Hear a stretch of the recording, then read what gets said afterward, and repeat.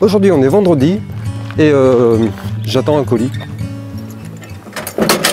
Waouh, là j'ai 2 colis. Un des 2 colis, je sais ce que c'est mon micro sans fil Saramonic. Alors l'avantage du micro Saramonic, c'est que le boîtier livré avec contient une petite batterie, comme pour les téléphones, vous voyez, une petite batterie de téléphone, qui permet de recharger les émetteurs et récepteurs du micro sans fil. Ce qui fait que quand tu le mets dans un boîtier comme ça, même si c'est pas branché à une prise, d'ailleurs la prise est là, en USB-C, même si c'est pas relié au secteur, une prise USB, à un PC portable ou autre chose, ça va quand même recharger les émetteurs. Vous voyez, ça, là en fait ils sont en charge. Ce qui permet de déplacer l'appareil où on veut, sur un tournage, et puis d'avoir toujours un peu de jus pour les émetteurs. Je voulais du jus, j'en ai eu. Vous pouvez brancher un micro à fil de type lavalier et le relier à votre colle pour un meilleur son, pour une meilleure captation. Mais sinon, si vous n'avez pas de micro externe, vous avez un micro interne directement sur l'appareil. Donc pas besoin d'avoir autre chose que ça. Et ça c'est pas mal. Alors je vais vous montrer la différence entre mon micro sans fil de marque TNB acheté à Leclerc, le son de mon micro à fil, le son du micro sans fil de marque Saramonic que j'ai payé 50 €. Je branche ça au téléphone et en fait on va voir la différence entre celui-là et l'autre. Et d'abord celui-là. Donc là j'ai le téléphone qui est relié à mon micro sans fil de marque TNB, qui n'a pas un son formidable, mais en fait là on est en intérieur. Là je parle près du micro, je vais le brancher à mon col. Et là je vais sortir. Je crois que la portée du micro sans fil TNB va pas plus loin que 20-25 mètres. Voilà, je suis dehors, je suis à peu près à 5-6 mètres du cabanon. Voilà, je m'éloigne encore, je suis à peu près à 10 mètres. Hop là, 10-15 mètres, voilà, je reviens. Le son doit être un petit peu cubique.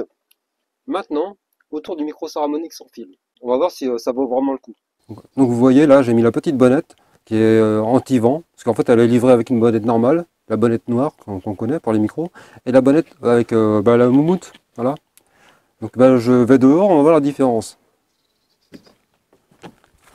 Voilà, je parle, je suis dehors, je suis à peu près à, on va dire 3 mètres, 4 mètres de la cabane. Je m'éloigne. Je suis à peu près à 10 mètres. Je m'éloigne encore. Je me mets à peu près à 15 mètres. Hein, c'est ouais, au moins 15-20 mètres. Voilà. Normalement, le son est bon. Je reviens. Donc on verra au montage quel est le meilleur micro sans fil. Je pense que c'est le Saramonic parce que le son est plus clair, moins caverneux, moins cubique. Par contre, j'ai noté une différence entre le Wi-Fi et le Bluetooth. Le Saramonic fonctionne en Wi-Fi alors que l'autre micro sans fil que j'ai montré au début marche en Bluetooth. Enfin, il fonctionne en Bluetooth. Et la différence entre le Bluetooth et le Wi-Fi, c'est que le Wi-Fi, s'il y a des murs, ça va finir par mal passer le réseau, enfin le son. Et ça va être coupé, il y aura des petites coupures de son. Alors que le Bluetooth n'a pas ce problème là. Par contre avec le micro TNB Bluetooth, si tu veux un bon son, pas caverneux, il faut parler comme un micro de chanteur. Il faut parler à peu près à 2 ou 3 doigts de la bouche. Et là, le son va être bon. Sans déconner. Si tu le mets ici, le micro sera trop éloigné de ta bouche. Et comme le micro il n'est pas très puissant, il capte mal, ça va faire un son caverneux. Donc c'est pour ça qu'il faut le porter à ta bouche. Ce qui est un peu chiant quand tu fais quelque chose.